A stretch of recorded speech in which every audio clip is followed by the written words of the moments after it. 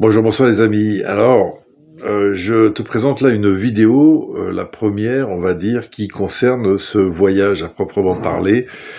Alors, pour ceux qui ne suivent pas assidûment cette chaîne, hein, je prépare une sorte d'expédition, à vrai dire, avec ma chère et tendre, à travers le sud de la France. Nous allons écumer le sud de la France à pied, avec a priori 2 ânes. Et ça va nous prendre 1 an et on va passer de ferme en ferme, découvrir des compétences, des caractères certainement, des gens du terroir.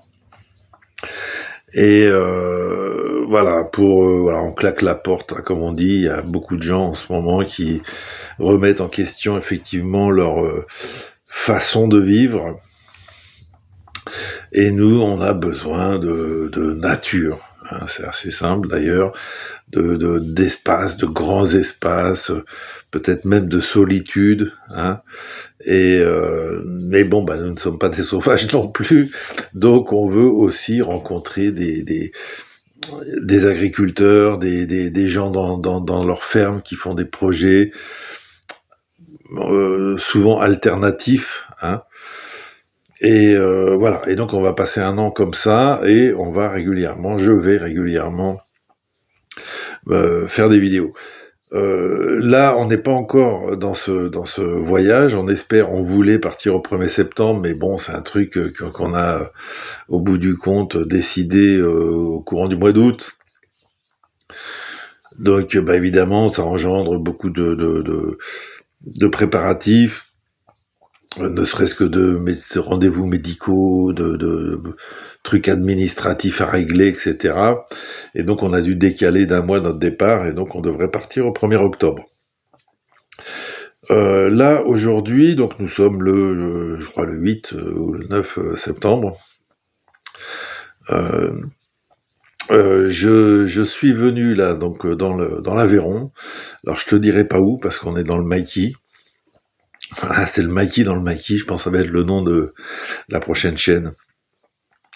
Enfin, de cette chaîne-là, mais qui va évoluer, le nom va évoluer. Passer de Maquis TV au maquis dans le maquis. Et donc je suis là pour récupérer un âne. Et le transférer de cet endroit à un autre endroit à 4-5 jours de marche,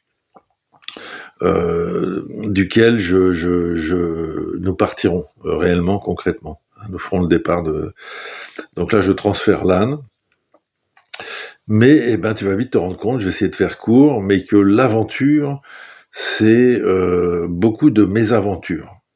C'est, dans un sens, un film d'aventure serait inintéressant si l'aventurier ne vivait pas des mésaventures qu'il devait dépasser, évidemment, sublimer.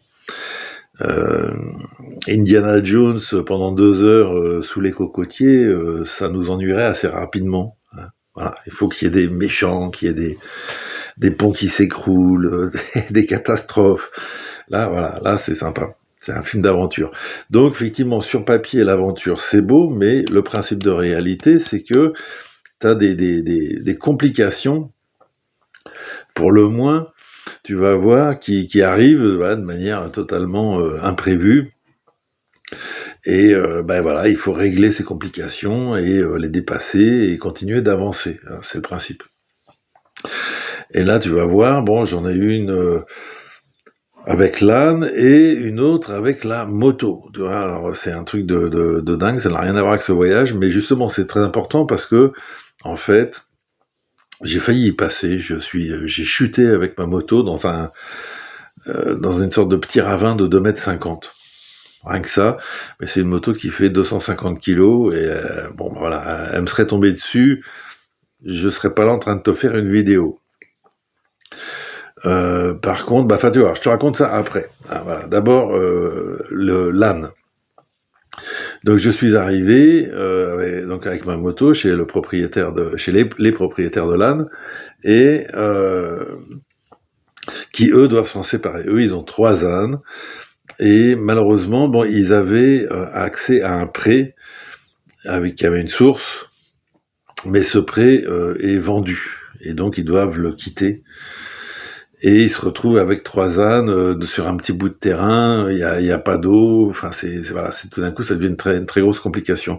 Donc ils sont propriétaires d'un âne, Joe, celui que je leur achète, et ils m'ont fait un prix tout à fait sympathique.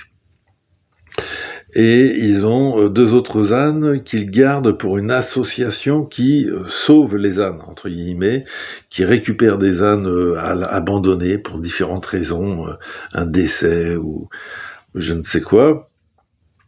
Et donc ils récupèrent ces ânes et ils les placent chez des particuliers qui s'en occupent, hein, voilà, pour leur faire couler de beaux jours.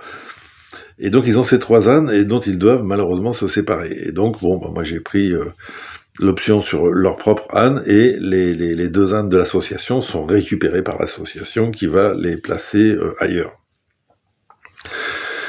Et donc ça, ok. Donc j'arrive, c'était dimanche dernier, je prends l'âne, voilà, je pose ma moto, je prends l'âne, on batte l'âne, tout va bien, nickel, je le charge alors à 30 kilos. Ceux qui connaissent les ânes, un âne, tu peux le charger à 150 kilos. Hein, tu vois, tu lui mets 100 kilos, il fait des dizaines de kilomètres dans la journée. C'est un truc complètement incroyable. C'est pas mon objectif du tout, hein, de faire suer le burnou à l'âne. Et voilà, on va fonctionner. Voilà, s'il a 30 kilos, 40 kilos, ça sera le grand maximum. Et lui, c'est un grand âne, c'est un très bel âne, un âne des Pyrénées. Il a 4 ans et demi. C'est vraiment, voilà, l'âge idéal, si tu veux, pour le... Voilà, il est en pleine adolescence, quoi. Donc, tu vois, là, il va faire sa musculature. Par contre, faut pas justement trop le charger, tu vois. Il faut que vraiment je le puisse qu'il puisse avoir une condition physique optimum. Et donc, c'est l'objectif. Et donc, voilà, je prends l'âne, je pars avec l'âne. Ah, salut, au revoir tout le monde, tout va bien. Et normalement, donc je dois transférer, j'ai 4-5 jours de marche pour aller le mettre dans son autre pré, et ensuite un ami me ramène ici pour que je récupère la moto. Le truc basique. Sur papier, c'est propre. Maintenant, la réalité, c'est une autre affaire. Et donc, je quitte le lieu, on est un peu dans la pampa, et je fais juste, je sais même pas, 2-3 kilomètres, et je vais à la sortie du village, où il y a une très belle rivière, une petite prairie, des pommiers, enfin tout va bien. Et on se pose là parce que si tu veux, justement, voilà, faut être humble et dire bon bah moi tu vois, l'âne, ok, j'ai un bon rapport avec les animaux, il n'y a pas de problème, mais voilà, je suis pas un spécialiste d'âne, hein, faut rester humble. Et donc je me suis dit, je me mets pas trop loin, et s'il y a un souci, voilà, j'ai les propriétaires, et pas trop loin. Et j'ai bien fait, parce qu'en fait, on s'est rendu compte que l'âne, évidemment, est un animal grégaire, territorial, et là, il a tout à fait percuté qu'on allait partir. Et j'ai envie de dire, sans lui demander son avis. Lui, il a ses 2 copains, ses 2 copines les ânesses sur le terrain encore. Il a ses propriétaires, il y a les chats, si tu veux, il est chez lui, et tout d'un coup, il y a un inconnu qui arrive et qui l'embarque en disant « ciao tout le monde ». Non. Et donc, l'âne, en plus, alors c'est un âne de pré, ce qui fait qu'il n'a pas été vraiment habitué, enfin pas du tout même, à être... il est habitué à la longe, il n'y a pas de problème, mais pas à être attaché à un arbre. Il se sent coincé, etc. Et donc là, il se rebelle. C'est une sorte de gilet jaune. Voilà, faut pas l'attacher. Et donc il m'a fait 1 ou 2 coups pendables, il s'en mêlait les pinceaux, il s'est cassé la gueule et tout, enfin une catastrophe. Donc je l'ai détaché, et là il s'est calmé, mais à un moment, il a profité de cette occasion pour rentrer chez lui. Il s'est barré, et puis voilà, quand t'as 250 kilos qui est décidé de rentrer chez lui, têtu comme un âne, tu peux rien faire. Hein, il y va, au trot. Hein, ce que t'as fait, ce que t'as mis 3 quarts d'heure à faire, lui il le fait en 10 minutes. Il est en pleine forme, cet âne. Et donc Bon, ok, hein, c'est drôle, je vais récupérer l'âne, je le ramène au camp, et il me le fait encore le coup... alors, attends que je dise pas de bêtises, il me le fait encore le coup dans la nuit. Hein, voilà, donc dans la nuit, je l'avais attaché, il s'était calmé, je l'avais attaché, je me dis bon, ça va, ça se gère. Mais à un moment, il s'est énervé, il a fallu que je le détache, parce que sinon il s'en mêlait, enfin voilà, il se mettait en danger, j'ai envie de dire, donc bon, c'était vraiment pas le but. Et donc, il rentre chez lui. Ok, 2 fois. Lundi matin, je retourne le chercher, je le ramène au camp. Les propriétaires, très gentiment, me donnent un subterfuge, c'est-à-dire des piquets et la corde, tu sais, pour les clôtures électriques. Mais pas électrifiées, mais au moins, bon, voilà, ils sont habitués à la clôture électrique, donc je barre le chemin avec cette fausse clôture électrique. Et là, je commence à me préparer pour le bâter, pour partir faire notre journée. Et là, rapidement, il va sur la clôture, il voit qu'elle n'est pas électrifiée, il défonce tout et il rentre à la maison. 3 fois, on est devenus les vedettes du village. Puisqu'ils sont fui, les gens, ils m'ont vu descendre avec l'âne batté, ils l'ont vu remonter débatté, ils m'ont vu aller le rechercher, ils l'ont vu repartir, 3 fois, donc ça y est, maintenant on est des vedettes. Mais bon, après, effectivement, donc là, voilà, principe de réalité, tu ne déménages pas un âne comme ça. Voilà, il a un chez lui, j'ai envie de dire un peu comme les chats, tu sais, quand tu prépares ton déménagement, le chat il le sent, il dit oulala, et il va se planquer, il veut pas quitter son territoire. Là, c'est un peu la même problématique, sauf qu'il fait 250 kilos le bébé. Et donc, c'est moi qui ai fini par suivre l'âne, et je me retrouve là, chez le propriétaire de l'âne. Ah, l'âne est content, tout va bien. Et donc, on se dit là, il faut évidemment changer de stratégie, c'est pas comme ça que ça va le faire. Et de fait, hier, l'association est venue chercher Bon, excuse-moi, j'ai une coupure. Donc, voilà, donc les 2 ânes, l'association vient récupérer ces 2 ânes en bétaillère. Et de fait, c'était... c'est ce qu'on a fini par se dire. Enfin, on s'est dit, de toute façon, là, il n'y a rien à faire. Joe ne voudra pas déménager, j'ai envie de dire, volontairement. Hein. C'est un changement de vie, c'est une sorte de déchirement. Encore une fois, je te dis, il n'y a pas le choix, il n'y a plus de prêt, il n'y a plus de quoi le recevoir. Et donc, on se dit, il faut une bétaillère et l'emmener à ce premier lieu, à cette première étape que je comptais faire à pied, à 50 km d'ici. Pour qu'il ait de nouveaux repères, qu'il n'ait plus la capacité de s'évader pour rentrer chez lui, parce qu'il ne trouvera pas le chemin, il ne le connaîtra pas. Alors que là, je peux l'emmener sur 10-15 km, il reconnaîtra tout à fait le chemin pour rentrer tout seul. Donc voilà, c'est pas possible. Donc voilà, projet bétaillère. Mais alors là, c'est là où l'aventure, dans un sens, pour le moment, met de la préparation, hein, parce que moi, après, l'objectif, c'est une fois qu'il est là-bas, je retourne récupérer donc ma moto ici et je retourne à Toulouse pour finir ma préparation. Et donc, mais là, les choses se compliquent parce que je ne roule pas sur l'or et la bétaillère, la promenade, elle coûte 160 €. Ça commence. Et donc, je les ai pas encore, puisque l'objectif c'est de vendre la moto là dans les 15 jours pour pouvoir financer ce voyage. Et alors là, je dois dire qu'intervient ce que j'appelle un gilet jaune de l'ombre, hein, quelqu'un de très discret, on peut dire un breton, hein, pour pas dévoiler de grands secrets, et qui, d'ailleurs, je vais pas raconter sa vie, mais qui a une grosse maladie, très, très handicapante dans un sens, et qui dispose de certains moyens, voire de moyens certains. et qui a fait beaucoup au moment les grandes heures des Gilets jaunes. Il a aidé beaucoup de Gilets jaunes. Mais toujours, toujours en restant discret, c'est vraiment tout à son honneur. Et donc, quoi dire, écoute, j'ai appelé, j'ai dit, écoute, rien à faire, je suis coincé, j'ai toujours pas vendu ma moto, et là j'ai un besoin de trésorerie. Et là, le bonhomme répond banco tout de suite. C'est vraiment chapeau, quoi, vraiment merci. Et donc, le problème est réglé.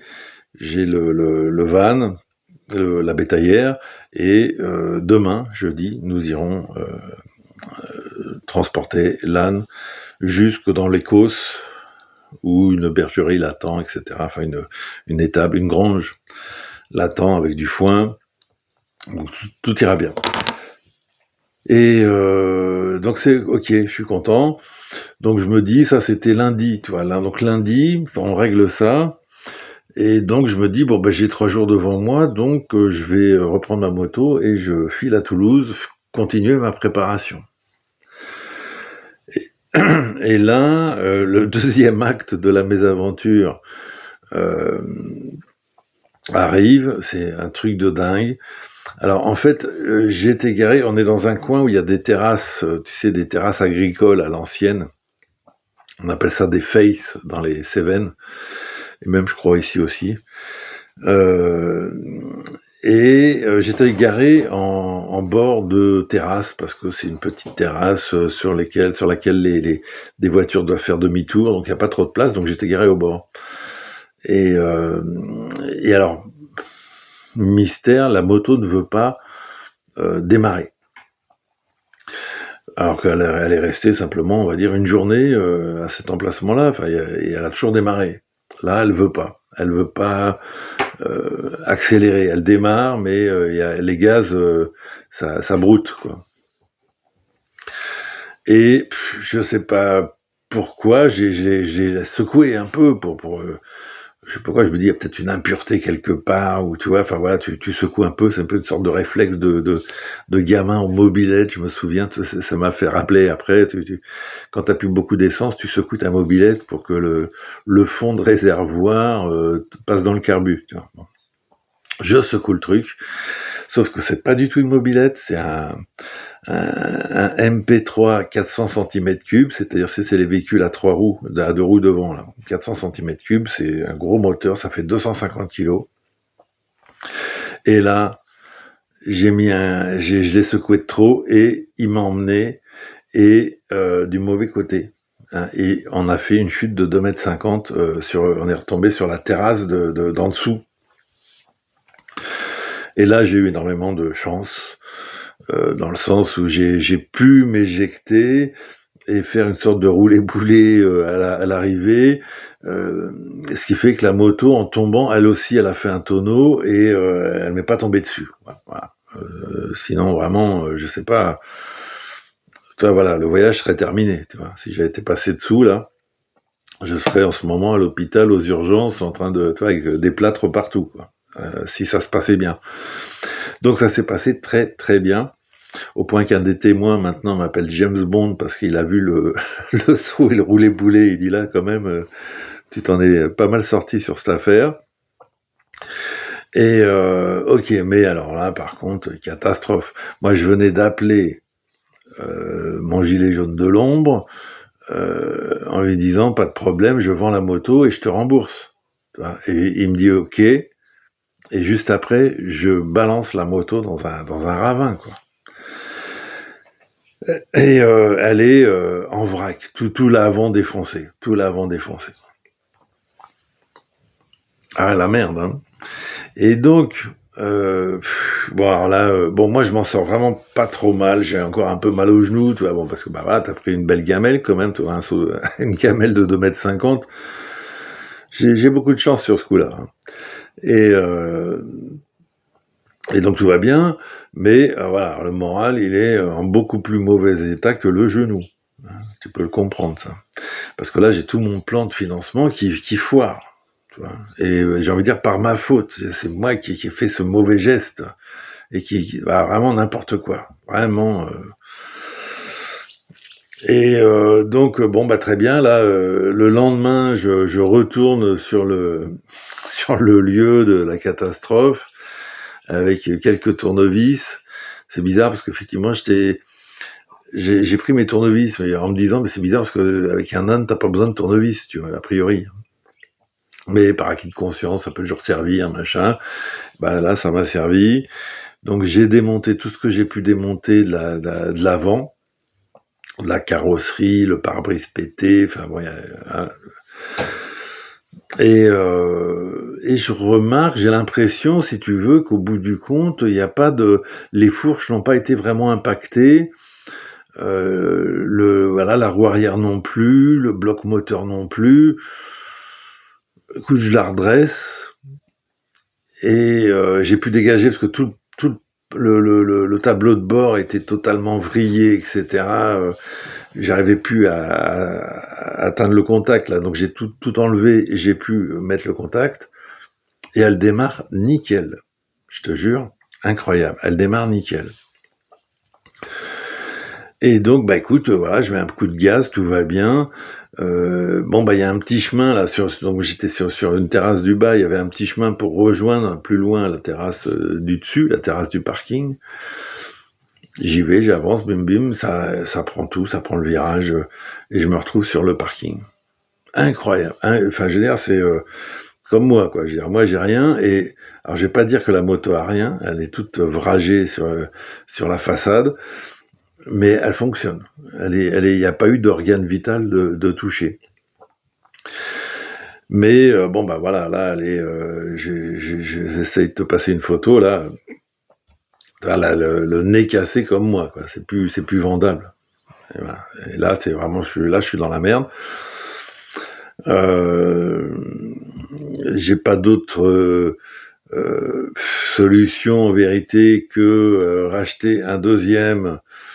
Avec un moteur cassé pour récupérer tous les éléments de carrosserie en fait, et surtout la carrosserie moi donc tu vois. Mais il y a quand même un gros travail, donc ça a du temps, c'est de l'argent et j'ai ni le temps ni l'argent. Donc me voilà, voilà confronté, voilà encore une fois à cette mésaventure, à ce principe de réalité qui est une sacrée mésaventure. Donc écoute, voilà, bah, sur le principe on lâche rien. Demain, il y a la bétaillère qui vient. Et donc, on va mettre l'âne dans la bétaillère. On va déplacer l'âne. Et moi, a priori, je vais suivre la bétaillère avec ma demi-moto, on va dire. Mais j'ai fait un tour, là, sur les routes. Elle fonctionne. Elle fonctionne.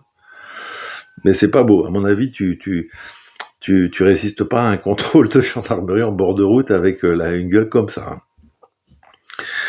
On va tenter le truc, on va continuer d'avancer, et puis bon bah et là-bas sur place, voilà, je vais gérer la moto, voir ce que je peux faire, bon etc etc. Voilà les amis, c'est pour dire que voilà tout n'est pas facile. Tu peux encore une fois voilà faire les meilleurs plans que tu veux. Derrière, tu as des complications, quoi. Tu vois, la vie ne s'emboîte pas exactement comme tu le désires à tous les coups. Et donc voilà, je me pose un peu. Avec l'Inde de l'autre côté, je passerai après un peu quelques jours pour le rassurer dans son déménagement, etc. Quelque part, donc lui montrer que ça va être moi, son nouvel univers. Hein, et c'est, si tu veux, tous les ânes, tous les chevaux de randonnée, très rapidement, voilà, considèrent que leur univers c'est la caravane, quoi, c'est l'équipé. Donc je m'inquiète pas du tout à ce niveau-là. Simplement, effectivement, tu ne sors pas un âne de son environnement comme ça sans lui demander. Il reviendra chez lui par logique. Hein. Donc c'est là où on doit utiliser, où tout le monde utilise des bétaillères. J'étais le seul à vouloir faire ça tranquillement à l'ancienne. C'est pas comme ça que ça se fait. Voilà. Et puis, bah, écoute, pour la moto, Je me marre, mais c'est une catastrophe. Je m'en sors bien, donc tout va bien. Mais voilà, tu vois, là, j'ai emprunté... j'ai vendu la peau de l'ours avant de l'avoir tué. J'ai emprunté de l'argent en disant je vais vendre la moto. Et donc, il n'y a pas de souci. Et là, derrière, crac. Elle est belle, celle-là. Donc, bah, écoute, affaire à suivre. Bon, je vais pas faire une chaîne avec des appels à chaque vidéo. Hein. Ça, c'est clair, c'est pas mon truc. S'il y en a qui veulent soutenir cette aventure, ce voyage, etc., welcome, évidemment. Mais j'ai bien l'intention d'avoir ma petite autonomie financière, évidemment, et je vous montrerai comment, etc. Et mais là, bon, s'il y en a qui veulent, à la limite, finir de boucler le budget, l'idéal, c'est ça, c'est que j'arrive à boucler mon budget, voyage, que je mette la moto au garage, que je la range dans un coin, et que je m'en occupe après doucement au fur et à mesure, soit un copain va s'en occuper pour moi, soit je m'en occuperai quand je finirai ce voyage dans 1 an, etc. Mais là, je me retrouve vraiment en face encore de cette problématique. Donc, n'hésitez pas, ceux qui veulent filer des petits coups de main, là, c'est au départ, dans un sens. Il faut lancer la fusée. La fusée vient d'avoir un dératé. Voilà, bon. J'ai en dessous un PayPal, un RIB, etc., etc. Normalement, j'avais même un compte Tipeee, mais j'ai l'impression qu'il a plus ou moins disparu. Genre, je vois que les Tipeee arrivent sur mon compte, mais je sais plus retrouver le compte Tipeee. Mais si je retrouve, je vais aller le chercher dans les tuyaux d'Internet. Et je vais... effectivement, il y a des gens qui aiment bien Tipeee, etc. Bon. Voilà, mais je lance, hein, c'est pour le démarrage, et après, je te dis, je te ferai pas des vidéos de racolage parce que c'est pas mon truc. Et j'espère au contraire, évidemment, fonctionner par moi-même. Très bientôt, les amis. On lâche rien, évidemment. Hein, c'est le principe, voilà. Hein, t'as des galères, c'est la mésaventure, mais faut pas lâcher, sinon c'est celui qui renonce, hein, évidemment, qui a déjà perdu. À tout de suite.